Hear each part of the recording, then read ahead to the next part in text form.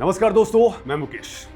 दोस्तों, क्या दुनिया की चौथी सबसे बड़ी इकोनॉमी और एक घोषित न्यूक्लियर पावर को रोकने के लिए एक छोटे से देश को मोहरा बनाया जा सकता है? आखिर 57 देशों वाले एक मजबूत इस्लामिक गुट ने रातों रात भारत के खिलाफ एकजुट होकर के वोट देने की ये गुप्त कसम क्यों खा ली है? अगर संयुक्त राष्ट्र के तहखाने में काम करने वाले एक सीक्रेट कॉफी क्लब ने पिछले 30 सालों से भारत, जापान और जर्मनी को यूएनएससी के दरवाजे पर आखिर क्यों रोक रखा है? और अब दोस्तों, आखिर विदेश मंत्री एस जयशंकर अचानक से कतर, ओमान और सऊदी अरबिया के बंद कमरों में ऐसा कौन सा गेम पलट चुके हैं? और दोस्तों, सबसे बड़ा सवाल, क्या भारत ने वेस्टर्न कंट्रीज और चाइना के लिए कोई ऐसा अदृश्य फंदा तैयार कर लिया है कि अगर हमें वीटो पावर नहीं मिला तो हम तुम्हारे ग्लोबल सप्लाई चेन को अरब सागर में डुबोने के लिए छोड़ देंगे? दोस्तों, आज हम उस कूटनीतिक चक्रव्यूह को डिकोड करेंगे जो साल 2028-29 के यूनाइटेड नेशंस सिक्योरिटी काउंसिल चुनाव के बहाने पूरी दुनिया का पावर बैलेंस बदलने वाला है। न्यूयॉर्क में जब भारतीय विदेश मंत्री एस जयशंकर ने आधिकारिक तौर पर भारत के अभियान की शुरुआत की तो दुनिया को लगा कि ये एक रूटीन डिप्लोमेटिक प्रोसीजर है। लेकिन दोस्तों, ग्लोबल जियोपॉलिटिक्स को समझने वाले जानते हैं कि ये कोई सामान्य दावेदारी नहीं है, ये एक उभरती हुई महाशक्ति की वो दहाड़ है जिसने स्पष्ट कर दिया है कि वैश्विक मंच पर अब सिर्फ वो नियम मानने वाला यानी कि रूल टेकर नहीं है, बल्कि नियम बदलने वाला यानी कि रूल मेकर बनेगा। दोस्तों, भारत संयुक्त राष्ट्र सुरक्षा परिषद के अंदर साल 2028-29 के कार्यकाल के लिए अस्थायी सदस्यता हासिल करने के लिए मैदान में उतर चुका है। अब यहां सबसे बड़ा सवाल ये उठता है कि जो भारत लंबे टाइम से परमानेंट सीट और वीटो पावर की डिमांड कर रहा है, वो अचानक से एक 2 साल की टेम्पररी सीट के लिए इतनी भयंकर एनर्जी क्यों लगा रहा है? तो दोस्तों, इस सवाल का जवाब उस बड़े मास्टर प्लान के अंदर छिपा हुआ है जिसे भारत ने बहुत ही शांति से अंजाम देना स्टार्ट कर दिया है। दरअसल दोस्तों, ये अस्थायी सदस्यता भारत के लिए एक ड्रेस रिहर्सल और प्रेशर टैक्टिक्स ज्यादा है। भारत इससे पहले 8 बार यानी कि कुल 16 साल तक इस सुरक्षा परिषद का अस्थायी सदस्य रह चुका है, लेकिन ये 9वीं बार का चुनाव पिछले सभी अभियानों से बिल्कुल अलग है। भारत दुनिया को ये दिखाना चाहता है कि जब पूरी दुनिया 2 बड़े युद्धों की आग में झुलस रही है और संयुक्त राष्ट्र पूरी तरह से मूक दर्शक बना हुआ है, तब भारत ही वो इकलौती ताकत है जो ग्लोबल साउथ की आवाज बनकर के इस अप्रासंगिक हो चुके सिस्टम को बचा सकती है। भारत ये साबित करने में जुटा है कि दुनिया की सबसे बड़ी आबादी और बहुत जल्द 3rd लार्जेस्ट इकोनॉमी बनने वाले देश को बाहर रख कर के आप दुनिया का कोई भी बड़ा फैसला लागू नहीं कर सकते हैं। लेकिन दोस्तों, इस बार रास्ता इतना ज्यादा आसान नहीं है। जून 2027 के अंदर होने वाले इस चुनाव के अंदर एशिया पैसिफिक ग्रुप की एक सीट के लिए भारत का सीधा मुकाबला मध्य एशिया के एक छोटे से देश ताजिकिस्तान से है। ताजिकिस्तान ने इससे पहले कभी भी सिक्योरिटी काउंसिल का चुनाव नहीं लड़ा है। ऐसे में कूटनीतिक प्रभाव और ऐतिहासिक ट्रैक रिकॉर्ड के मामले में भारत का पलड़ा बिल्कुल भारी दिख रहा है। लेकिन दोस्तों, असली खेल तब शुरू हुआ जब 57 देशों वाले ऑर्गेनाइजेशन ऑफ इस्लामिक कोऑपरेशन यानी कि OIC ने ताजिकिस्तान को अपना एक मुश्त सपोर्ट दे दिया है। अब दोस्तों, जरा इस वोटिंग के गणित को समझिए। संयुक्त राष्ट्र महासभा के अंदर कुल 193 देश हैं। चुनाव जीतने और सिक्योरिटी काउंसिल के अंदर एंट्री पाने के लिए किसी भी देश को 2/3 बहुमत यानी कि कम से कम 129 वोटों का सपोर्ट चाहिए होता है।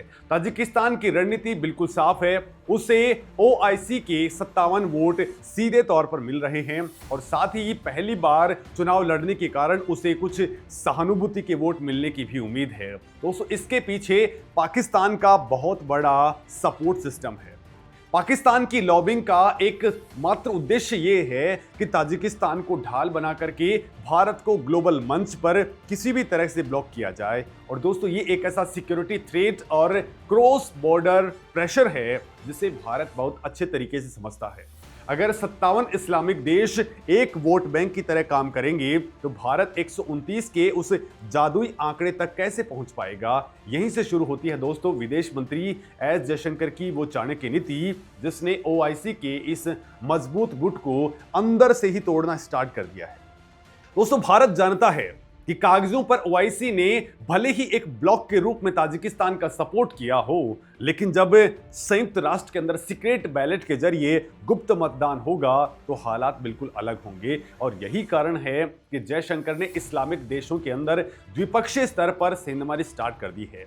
हाल ही में उनका कतर, कुवैत, बहरीन, ओमान और यूएई का दौरा इसी मास्टर स्ट्रोक का हिस्सा था। भारत ने खाड़ी देशों के शेखों को बहुत ही क्लियर वर्ड्स के अंदर यह समझा दिया है कि उनकी आर्थिक तरक्की, उनकी एनर्जी सिक्योरिटी और उनके समुद्री रास्तों की सुरक्षा भारत के बिना इम्पॉसिबल है। आज जब लाल सागर और अदन की खाड़ी के अंदर हॉस्टाइल नेटवर्क्स और प्रॉक्सी ग्रुप्स के कारण भयंकर संकट पैदा हो रहा है, तब इन अरब देशों को समझ में आ रहा है कि उनकी सुरक्षा कोई छोटा देश नहीं कर सकता है। और यहीं पर भारत ने अपना सबसे बड़ा कूटनीतिक कार्ड खेला है, जिसे समुद्री रास्तों की सुरक्षा या मैरीटाइम सिक्योरिटी कहा जा रहा है। दोस्तों जयशंकर ने न्यूयॉर्क से पूरी दुनिया को और खास तौर पर वेस्टर्न कंट्रीज को एक बहुत ही शार्प मैसेज दे दिया है। दोस्तों उन्होंने अपने भाषण में यूएन क्लॉज यानी कि United Nations convention on the law of the sea का जिक्र किया है। आज के टाइम के अंदर दुनिया की पूरी supply chain Hormuz strait, Malacca strait और लाल सागर पर डिपेंडेंट है। जब मिडिल ईस्ट के अंदर अमेरिका और इजराइल के बीच में चल रहे संघर्ष के कारण ग्लोबल फ्यूल की जो कीमतें हैं वो आसमान छू रही है और सप्लाई चेन टूटने की कगार पर है, तब दोस्तों भारतीय नौसेना ने ही अरब सागर के अंदर अब मोर्चा संभाल रखा है। दोस्तों भारत ने वेस्टर्न कंट्रीज और खाड़ी देशों को याद दिला दिया है कि भारतीय नौसेना ने अपनी जान पर खेल करके दर्जनों जहाजों को रेस्क्यू किया है, जिसमें से कई पाकिस्तानी और ईरानी नाविक भी शामिल हैं। ये कोई सामान्य घरेलू ऑपरेशन नहीं है, बल्कि ये एक दुनिया को भारत का कड़ा संदेश है। संदेश ये कि अगर आप भारत को ग्लोबल सिक्योरिटी आर्किटेक्चर के फैसले लेने वाले मंच पर नहीं बैठाएंगे तो फिर इंडो पैसिफिक और अरब सागर के अंदर अपने कमर्शियल जहाजों की सुरक्षा की जिम्मेदारी भी खुद उठा लीजिए। भारत ने दुनिया को ये खौफनाक हकीकत दिखा दी है कि ताजिकिस्तान जैसा लैंडलॉक्ड देश जिसके पास में समुद्र ही नहीं है, वो आपकी मैरीटाइम सिक्योरिटी कैसे सुनिश्चित कर सकता है। भारत की ब्लू वाटर नेवी आज एक ऐसा स्ट्रेटेजिक लेवरेज बन चुकी है जिसके सामने अमेरिका से लेकर के अरब देशों तक को झुकना पड़ रहा है। दोस्तों आप सोच रहे होंगे कि अगर भारत की ताकत इतनी ही ज्यादा है तो फिर हमें परमानेंट सीट क्यों नहीं मिल रही है। तो दोस्तों इसके लिए हमें संयुक्त राष्ट्र के उस रहस्यमय तहखाने के अंदर झांकना पड़ेगा जहां पिछले 30 सालों से एक अजीबोगरीब गुट काम कर रहा है। दोस्तों कूटनीति की भाषा में इसे यूनाइटिंग फॉर कंसेस कहा जाता है, लेकिन दुनिया इसे कॉफी क्लब के नाम से जानती है। इस क्लब का जन्म 1990 के दशक में इटली की लीडरशिप के अंदर हुआ था और इसका एकमात्र उद्देश्य G4 कंट्रीज यानी कि भारत, जापान, जर्मनी और ब्राजील को सुरक्षा परिषद का परमानेंट मेंबर बनने से रोकना है। दोस्तों इस क्लब की राजनीति पूरी तरह से जलन और क्षेत्रीय दुश्मनी के ऊपर आधारित है। इटली किसी भी कीमत पर जर्मनी को आगे नहीं बढ़ने देना चाहता है, क्योंकि उसे यूरोप के अंदर जर्मनी के दबदबे से खतरा लगता है। दोस्तों साउथ कोरिया अपने ऐतिहासिक कारणों से जापान की एंट्री का विरोध करता है। दोस्तों अर्जेंटीना और कोलंबिया लैटिन अमेरिका के अंदर ब्राजील के बढ़ते इफेक्ट को रोकना चाहता है और इस पूरे क्लब का सबसे एक्टिव मेंबर है पाकिस्तान, जिसका वजूद ही भारत का विरोध करने के ऊपर टिका हुआ है। दोस्तों कॉफी क्लब का तर्क ये है कि परमानेंट मेंबर बढ़ाने से तानाशाही बढ़ेगी, लिहाजा सिर्फ टेम्पररी सीटें ही बढ़ाई जानी चाहिए। महासभा के अंदर ये गुट इतना ज्यादा बड़ा है कि ये किसी भी सुधार प्रस्ताव के खिलाफ 2/3 बहुमत इकट्ठा होने में सबसे बड़ा रोड़ा बन जाता है। लेकिन दोस्तों कॉफी क्लब तो सिर्फ एक मोहरा है, असली मास्टरमाइंड कोई और है। रसिया, अमेरिका, फ्रांस और ब्रिटेन सैद्धांतिक तौर पर भारत की दावेदारी का सपोर्ट करते हैं, लेकिन चाइना खुले तौर पर सामने नहीं आता है। चाइना एक बहुत ही साइलेंट किलर की तरह गेम खेलता है। वो सीधे तौर पर भारत का विरोध नहीं करता, बल्कि वो एक मीठे शब्द का इस्तेमाल करता है जिसे सर्वसम्मति यानी कि कंसेंसस कहा जाता है।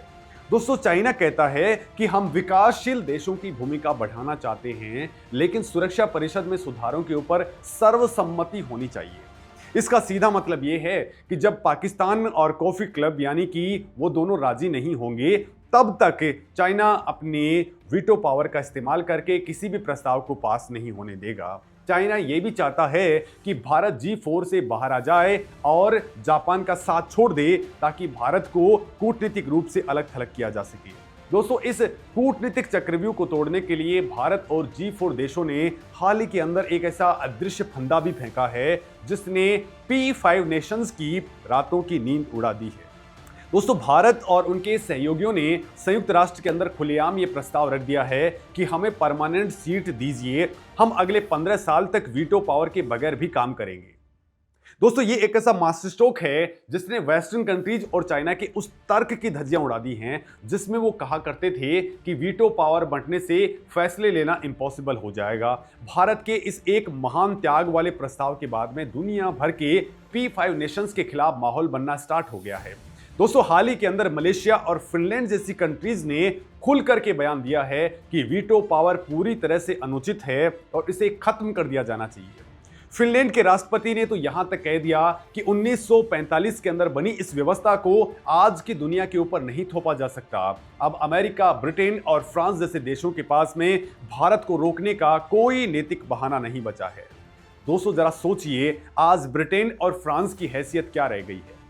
ब्रिटेन की जीडीपी आज भारत से पीछे है, वो दुनिया की 6ठी या 7वीं इकोनॉमी बनकर के रह गया है। उसका सैन्य प्रभाव भी मुख्य रूप से नेटो तक ही सीमित है।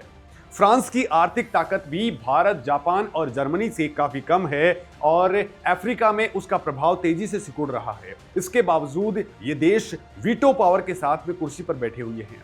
ये देश भारत का समर्थन इसलिए करते हैं क्योंकि वो जानते हैं कि चाइना किसी भी हालत के अंदर भारत को अंदर नहीं आने देगा, लिहाजा उनकी कुर्सी भी सुरक्षित रहेगी और वो भारत की नज़र में अच्छे दोस्त भी बने रहेंगे। दोस्तों वो जानते हैं कि अगर आज नए सिरे से सुरक्षा परिषद का गठन हो तो शायद उन्हें परमानेंट सीट मिले ही नहीं। ऐसे में एक बहुत ही आक्रामक सवाल दोस्तों उठता है कि क्या होगा अगर कल सुबह उठकर के भारत, जापान, जर्मनी और अफ्रीका के 54 देश अपनी शांति सेनाएं वापस बुला लें और संयुक्त राष्ट्र को ₹1 भी देना बंद कर दें। तब दोस्तों क्या ये 80 साल पुराना ढांचा ताश के पत्तों की तरह ढह जाएगा? दोस्तों ये एक ऐसा न्यूक्लियर ऑप्शन है जिसके बारे में कूटनीतिक हलकों के अंदर दबी जुबान के अंदर बहुत ज्यादा चर्चा होती है। अगर ऐसा हुआ तो इसके परिणाम दुनिया के लिए बेहद खौफनाक होंगे। संयुक्त राष्ट्र हवा या पानी से नहीं बना है, बल्कि सदस्य देशों की फंडिंग से चलता है। अमेरिका और चाइना के बाद में जापान और जर्मनी इसके सबसे बड़े डोनर्स हैं। भारत दुनिया भर के अंदर शांति सेना यानी कि पीस कीपिंग फोर्सेस के अंदर सबसे ज़्यादा सैनिक भेजने वाले देशों के अंदर एक है। अगर ये देश अपना सपोर्ट खींच लें तो संयुक्त राष्ट्र रातों रात दिवालिया हो जाएगा। ब्लू हेलमेट्स के नाम से मशहूर शांति सेना पंगु हो जाएगी। P5 देश जो खुद बहुत कम सैनिक भेजते हैं वो दुनिया भर के अंदर फैले कॉन्फ्लिक्ट जोन्स को संभाल नहीं पाएंगे।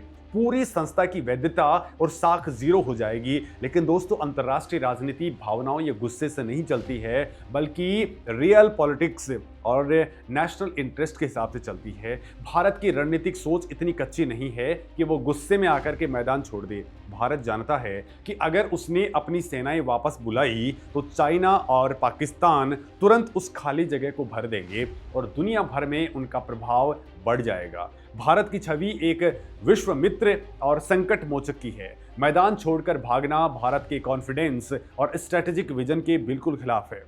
लिहाजा दोस्तों भारत ने एक दूसरा और कहीं ज्यादा खतरनाक रास्ता चुना है। भारत अब संयुक्त राष्ट्र को खत्म करने की नहीं, बल्कि उसे अप्रासंगिक यानी कि इररिलेवेंट बनाने की डायरेक्शन के अंदर काम कर रहा है। इसे कूटनीति के अंदर इंस्टीट्यूशनल बाईपास कहा जाता है। भारत एक समानांतर ग्लोबल ऑर्डर तैयार कर रहा है जब BRICS plus, Quad, Shanghai cooperation organisation और G20 जैसे मंचों के ऊपर दुनिया की सबसे बड़ी इकोनॉमीज और सबसे ज्यादा आबादी वाले देश बैठ करके फैसले लेने लगेंगे तो संयुक्त राष्ट्र सिर्फ एक डिबेटिंग क्लब बनकर के रह जाएगा। मोदी सरकार ने ग्लोबल साउथ के लीडर्स के तौर पर जो पोजीशनिंग हासिल की है वो इसी मास्टर प्लान का हिस्सा है। G20 के अंदर अफ्रीकन यूनियन को शामिल करवा करके भारत ने अफ्रीका के 54 देशों का जो भरोसा जीता है, वो संयुक्त राष्ट्र के अंदर 2/3 बहुमत हासिल करने में सबसे बड़ा हथियार बनेगा। दोस्तों, भारत अब P5 नेशंस के सामने गिड़गिड़ाता नहीं है, बल्कि वो अपनी हार्ड पावर और इकोनॉमिक लेवरेज का इस्तेमाल कर रहा है। आज दुनिया की कोई भी बड़ी डिफेंस डील या इकोनॉमिक कॉरिडोर भारत के विशाल मार्केट के बिना पूरा नहीं हो सकता है। जब भी फ्रांस, अमेरिका या रसिया के साथ में कोई मल्टी बिलियन डॉलर डील होती है, तो भारत का स्पष्ट संदेश होता है कि हमारा बाजार आपके लिए तभी पूरी तरह से खुलेगा जब आप सिर्फ जुबानी समर्थन नहीं, बल्कि पॉलिसी शिफ्ट के साथ हमारे साथ में खड़े होंगे।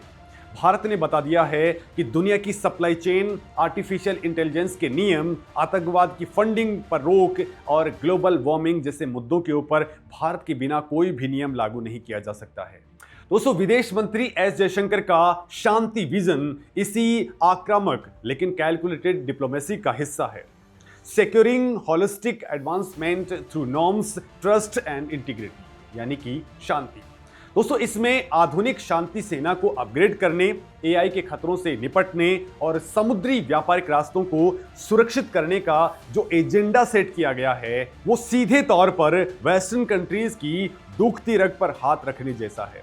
भारत कह रहा है कि हम तुम्हारी समस्याएं सुलझाने को तैयार हैं, लेकिन अब हमें फैसले लेने वाली टेबल के बिल्कुल बीच में बैठना है, दरवाजे के बाहर नहीं रहना है। दोस्तों, साल 2028-29 का ये चुनाव सिर्फ एक अस्थायी सीट की लड़ाई नहीं है। दोस्तों, ये भारत के ग्लोबल असर्शन का वो चैप्टर है जहां 129 वोट हासिल करके भारत ताजिकिस्तान, ओआईसी, पाकिस्तान और चाइना के उस पूरे इकोसिस्टम को ध्वस्त कर देगा जो भारत को एक रीजनल पावर तक सीमित रखना चाहते हैं।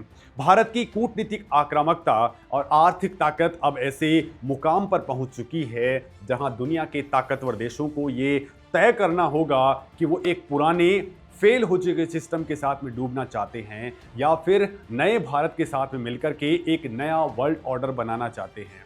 अब आपको दोस्तों क्या लगता है, भारत का ये इंस्टीट्यूशनल बाईपास और वीटो पावर ना लेने का मास्टर स्ट्रोक आने वाले टाइम में ग्लोबल गेम चेंजर साबित होगा या फिर कुछ और होने वाला है? कमेंट के अंदर अपनी बात जरूर लिखें। नमस्कार दोस्तों।